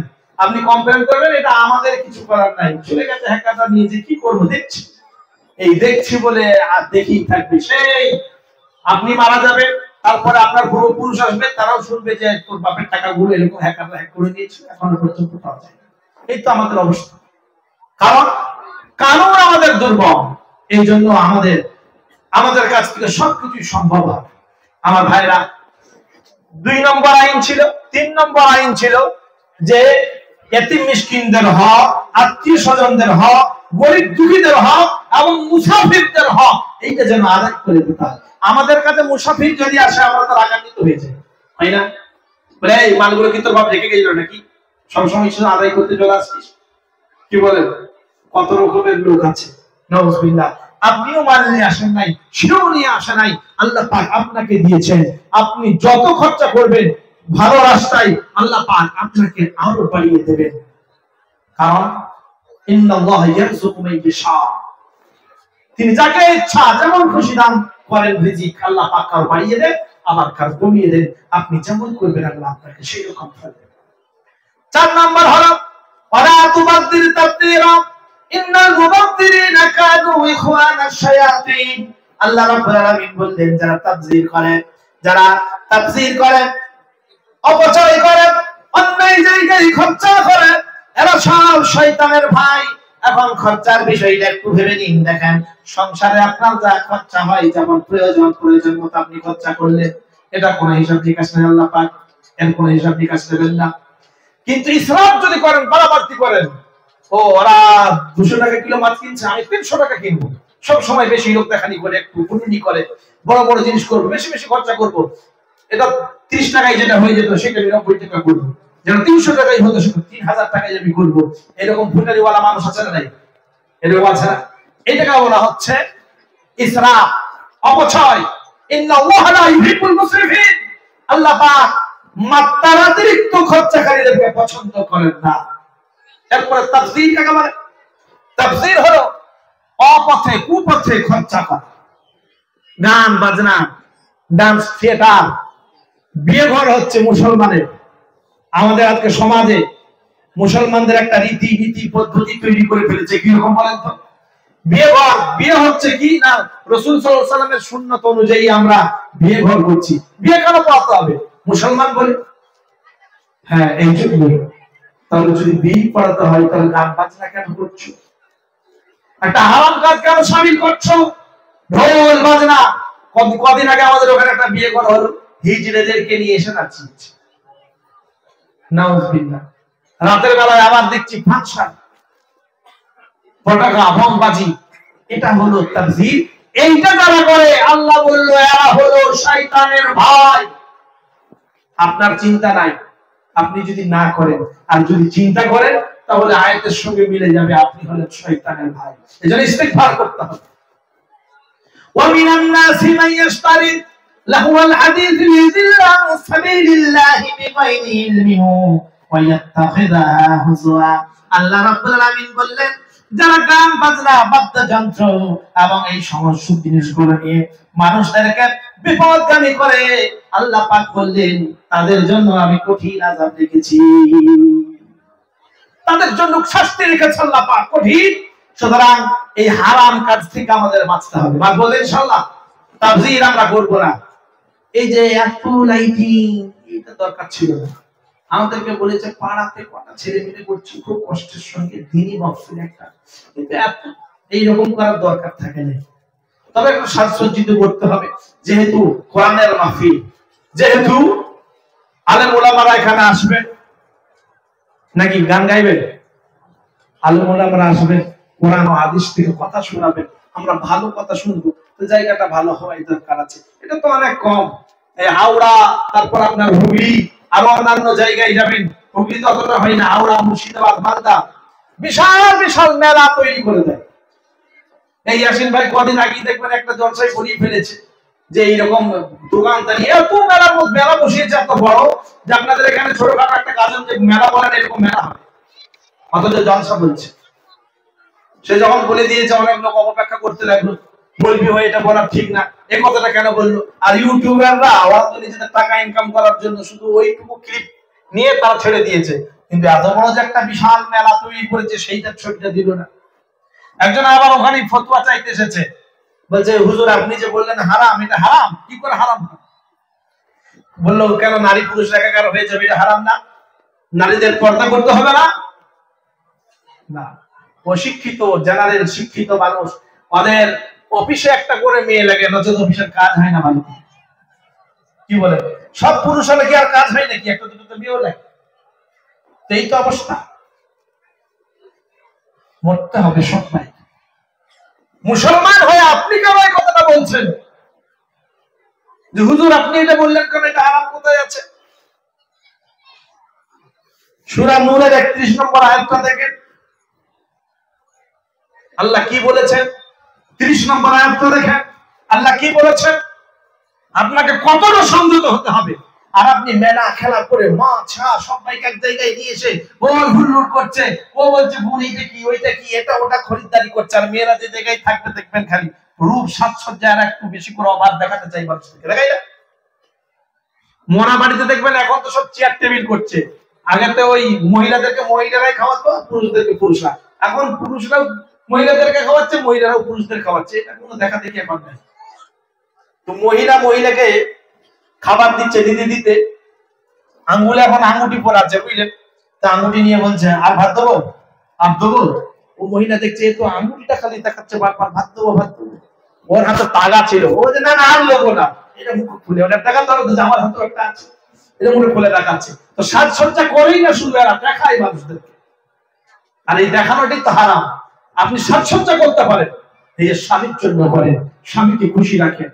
এই জন্য মৌলানা শওকত সাহেব যার জন্য আপনারা উৎসুক হয়ে রয়েছেন, উনি দেখবেন প্রায় বলে, আগে তো অনেক ওয়াজ করেছেন, এখন তো বয়স হয়ে গেছে, কম সময় বলে, কিন্তু ওই যে মহিলাদের ব্যাপারগুলো তুলে ধরে বলে অনেকেই আবার গালি গালাজ করে, কিন্তু এগুলো তো বাস্তব কথা যেগুলো করে। যে মরা ঘরে গেল, মহিলা সাজসজ্জা করে এমন শাড়ি পরেছে, লোকেরা মনে করে দুলুর বিবি এসেছে, কি বলে? আর স্বামীর কাছে যখন আসবে রাত্রে, ওই গোবর ছেটিয়েছে, আরো কিছু করেছে, কাজ বাজ করেছে, সব ওই নোংরা নালি লাগিয়ে শুয়ে পড়লো। এর তখন মনে পড়ছে মেয়ে দেখলাম আজকে একটা রসুলপুরের বাজারে, এইটা কোনো মেয়ে হল, অথচ এই সুন্দরী সুশ্রী, কিন্তু সাজানা স্বামীর জন্য ওই নোংরা কাঁথায় নোংরা কাপড় দিয়ে ওখানে শুয়ে গেছে। এই জন্য স্বামীর আর পছন্দ হচ্ছে। এই জন্য মা বোনেদের বলবো, আপনারা সাজসজ্জা করেন কিন্তু স্বামীর জন্য করেন। যে কথা আপনাদেরকে বলছিলাম যে তাবযীর, যা এমন একটা করেছে যে মেলার মতো বসিয়ে দিয়েছে, বিশাল বড় মেলা জলসার নামেতে, এগুলো জায়েজ না, এটা চলবে না। তাহলে ক নম্বর আইন বললাম পাশ হলো? মনে আছে আপনাদের? গুনবেন কত নম্বর? 1 নম্বর ছিল কি? আল্লাহর ইবাদত। 2 নম্বর পিতামাতা খিদমত। 3 নম্বর আত্মীয় স্বজন, গরিব দুঃখী মিসকিনদের হক। কত নম্বর হলো? 3। 4 নম্বর তাবযীর করা, অপচয় করা, অন্যায় পথে খরচা করা আল্লাহ পাক পছন্দ করেন না, সুতরাং করবে না। 5 নম্বর আল্লাহ পাক বললেন ولا تجعل يدك إلى مغلولة ولا تجعل يدك مغلولة إلى عنقك تبسطها كل البسط فتقعد ملوما محسورا إن ربك يبسط الرزق لمن يشاء ويقدر إنه كان بعباده خبيرا بصيرا আল্লাহ রাব্বুল আলামিন বললেন, তোমার হাতটাকে কুঞ্জুসি করে এমন ভাবে গুটিয়ে নাও না যে কাদের সঙ্গে লেগে যাবে, আর এমন ভাবে সম্প্রসারিত করো না যে তুমি নিঃস্ব হয়ে যাবে, সব শেষ করে দেবে। কারণ এটা করলে তুমি রিক্ত হস্ত হয়ে যাবে, মানুষরা তোমাকে তিরস্কার করবে। আর আল্লাহ রাব্বুল আলামিন রিজিক দাতা, তিনি যাকে ইচ্ছা রিজিক বেশি দেন, যাকে ইচ্ছা কম দেন। তিনি ইচ্ছা করলে অনেক দেন, তিনি ইচ্ছা করলে অনেক গুণ বাড়িয়ে দেন। এরা কি করতে বলেন বরং যে খরচার ব্যাপারে কিভাবে করব। অনেকে কি করে কুঞ্জুসি করে মোটেই দিতে চায়। আত্মীয় স্বজন আসলো, দেখলো এটা মেয়ের শ্বশুর মানে বিয়াই, কিন্তু কে? মেয়ের শ্বশুর, এই জন্য খাতির যত্ন একটু বেশি করা হয়। আর যদি দেখে ছেলের শ্বশুর, আর দরকার না, ও কি করবে, ওর মেয়ে আমার ঘরে দেওয়া আছে, এই মানসিকতার লোক আছে না নাই? দরকারই নাই, এরকম কিচ্ছু মনে করে না। এই জন্যই দেখবেন আজকে যে সংসারে অশান্তি হচ্ছে, অনেক আমার খালারা রয়েছে, মায়েরা রয়েছে, বুড়ি মা বয়স্কা, তিনি বলছেন আহা আমার জামাই এত ভালো না, একদম আল্লাহর ওলি। বললো কেন? বলে আমার মেয়ে যখন যেইটা বলে সেইটাই শোনে, আর আমার ছেলেটা পক্কা হারামজাদা। বলে কেন, ও কি করেছে? বলে শুধু বৌমার কথাই উঠে আর বসে। তো এই কি আলাদা করছে নাকি? সে একই তো করছে। তোমার জামাই যেমন তোমার মেয়ের কথায় উঠা বসা করে, সেই রকম তোমার ছেলেও অন্য কারো মেয়ের কথায় উঠা বসা করে। একই তো প্রসেস, একই পথে তো দুইজনাই চলছে, কিন্তু না, নিজের টাকা আপন করে মেনে নেয়, অপরের টাকা মানে না। কুঞ্জুসি করে, খরচা করতে চাই না, সন্তানদের যেটা প্রয়োজন সেইটা দিতে চাই না, মনে করে ধন দৌলত সব আটকে রাখবো। কিন্তু ভাববেন একটা কথা, চিন্তা করবেন, আল্লাহ ইবনে কাইয়্যিম রাহিমাহুল্লাহ তাআলা বলেছেন, ওমাই ইয়াসহাবিদ দুনিয়া ইয়াকুম মিসলা কাবিদিন আলাল মাই খালাতুহু খুরুজুল আসাবি। পানিকে যেমন খামচে ধরা যায় না, এই হাতের আঙ্গুলের যে ফাঁকাগুলো রয়েছে, এগুলো আপনার সঙ্গে খেয়ানত করছে, সব পানি বের হয়ে চলে যায়। সেই রকম দুনিয়া আপনি আঁকড়ে ধরবো মনে করছেন, পারবেন না। দুনিয়া আপনাকে ফাঁকি দিয়ে দেবে, সব শেষ হয়ে যাবে। আপনি শুধু খালি হাতে এসেছিলেন, যেরকম ওই খালি হাতে চলে যেতে হবে। এই জন্য আল্লাহ বললেন, হাতটাকে এইভাবে গুটিয়ে নিও না, কুঞ্জুসি করো না, আবার এমন ভাবে খরচা করে দিও না যে তুমি রিক্ত হস্ত হয়ে যাবে। আগেই বললাম ইসরাফ করো না, তাবযীর করো না, এরকম করো না। তাহলে আল্লাহ রাব্বুল আলামিন খরচা কেমন করতে বললেন তিনি জানিয়ে দিয়েছেন। ইন্নাল্লাহা লা ইউহিব্বুল মুসরিফিন। 1 নম্বর হলো তিনি ইসরাফকারীদেরকে পছন্দ করেন না। আর 2 নম্বর হলো যদি সে বখিলতা করে, কৃপণতা করে, আল্লাহ বলছেন ইন্নাল্লাহা লা ইউহিব্বু মুখতালান ফাখুর। আল্লাহ রাব্বুল আলামিন অহংকারীদেরকে পছন্দ করেন না। আল্লাযীনা ইয়াবখালুনা ويأمرون الناس بالبخل ويكتمون ما آتاهم الله من فضله وأعتدنا للكافرين عذابا مهينا আল্লাহ রাব্বুল আলামিন বললেন আল্লাহ পাক নিশ্চয়ই অহংকারীদেরকে পছন্দ করে না, তাকাব্বুরদেরকে পছন্দ করেন না। আল্লাহ রাব্বুল আলামিন তিনি এদেরকেও পছন্দ করেন না যে কৃপণ হয় এবং অপরকে কৃপণতা করার পরামর্শ দেয়। এরকম লোক এখানে আছে নাকি? নিজেও কৃপণ, অপরকে কৃপণতা হওয়ার পরামর্শ দেয়। আল্লাহ পাক বলেন আমি যে নিয়ামতগুলো দিয়েছি এইগুলো সব গোপন করে রাখে। আল্লাহ বললেন তাদের জন্য আমি কঠিন আযাব রেখেছি। এরকম লোক নাই? নিজেও কৃপণ। প্রশ্ন কি করেছে?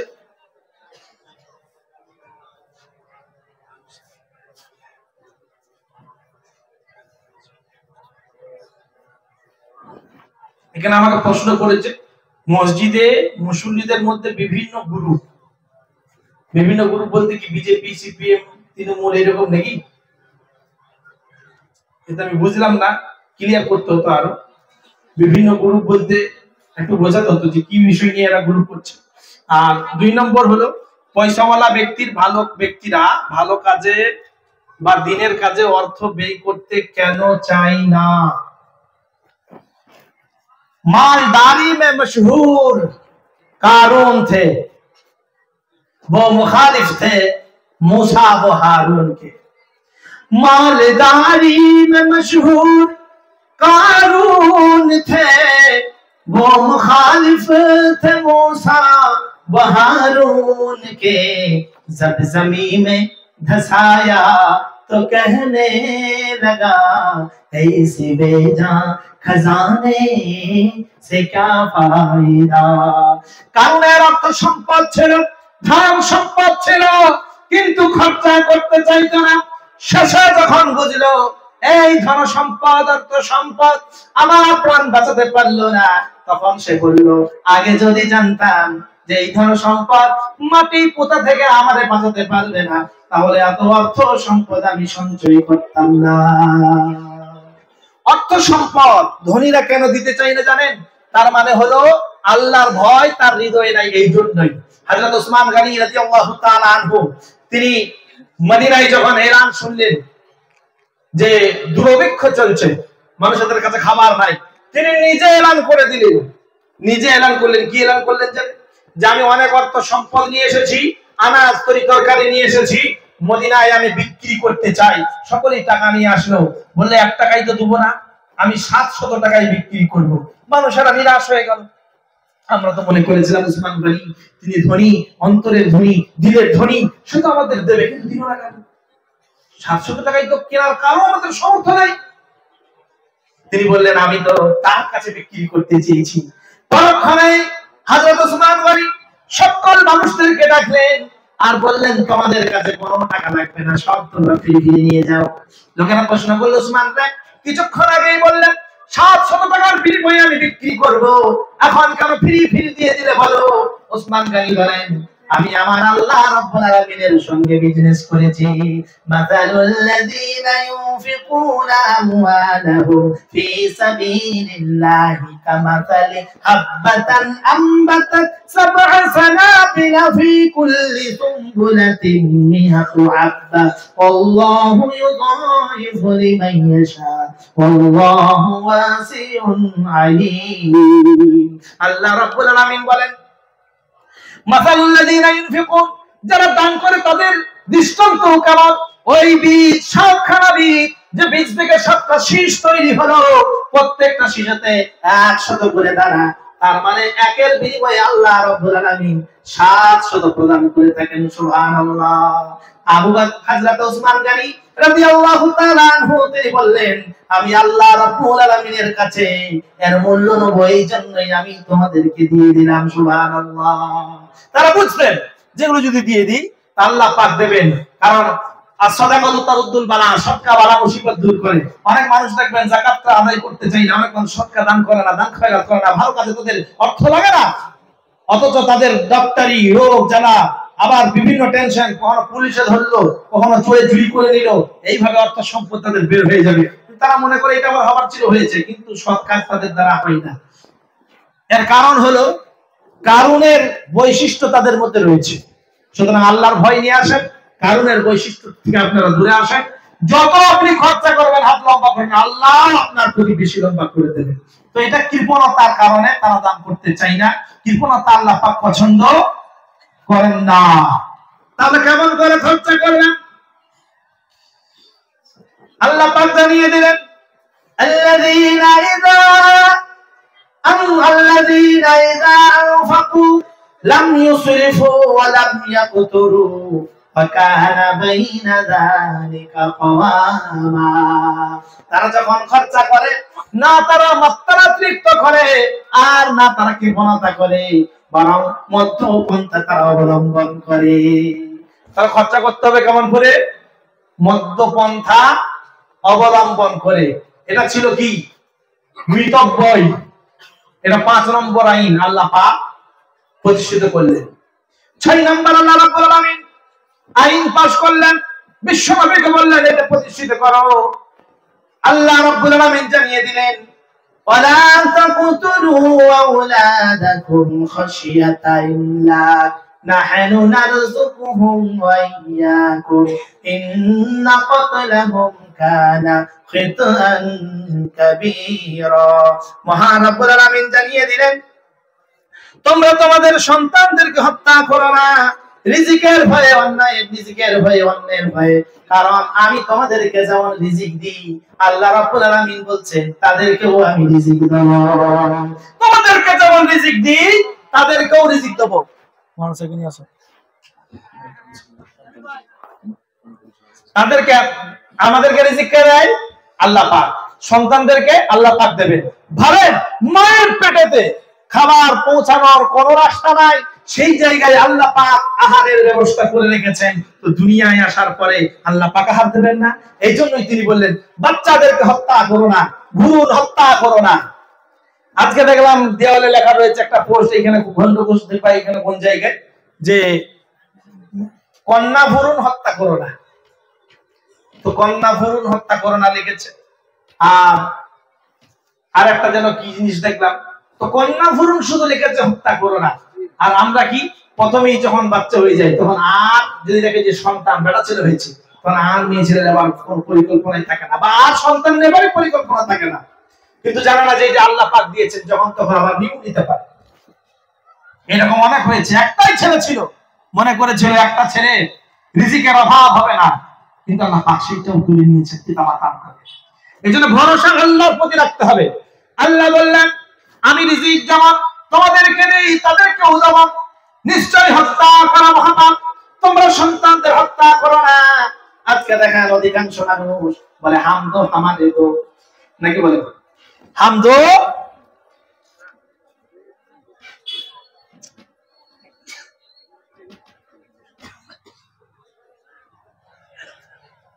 বাচ্চা ছেলেরা মসজিদে গেলে মুসল্লিরা বিরক্ত হয়, এতে আপনার কি মতামত? বাচ্চা ছেলেরা মসজিদে গেলে মুসল্লিদের বিরক্ত হওয়ার কিছু না, এদেরকে বোঝাবেন বদমাইশি করলে এবং মসজিদে যাতে আসে এই প্রবণতা তাদের মধ্যে বাড়বে। আর যদি তাদেরকে ধমক দেন আর তারা যাবে না, যেতেও চাইবে না। দ্বিতীয় নম্বর, জমি বন্ধকি নেওয়া জায়েজ আছে না না জায়েজ? হযরত আব্দুল্লাহ ইবনে মাসউদ রাদিয়াল্লাহু তাআলা আনহুকে প্রশ্ন করেছেন যে আব্দুল্লাহ ইবনে মাসউদ রাদিয়াল্লাহু তাআলা আনহু বলছেন, আল্লাহর নবী স্বামী আমি বন্ধকে একটা ঘোড়া নিয়েছি একজনের কাছ থেকে, তো ওটা কি আমার জন্য জায়েজ? আব্দুল্লাহ ইবনে মাসউদ রাদিয়াল্লাহু তাআলা আনহু বললেন, ওই ঘোড়ার থেকে যতটা উপকৃত তুমি হয়েছো সেটা সুদ।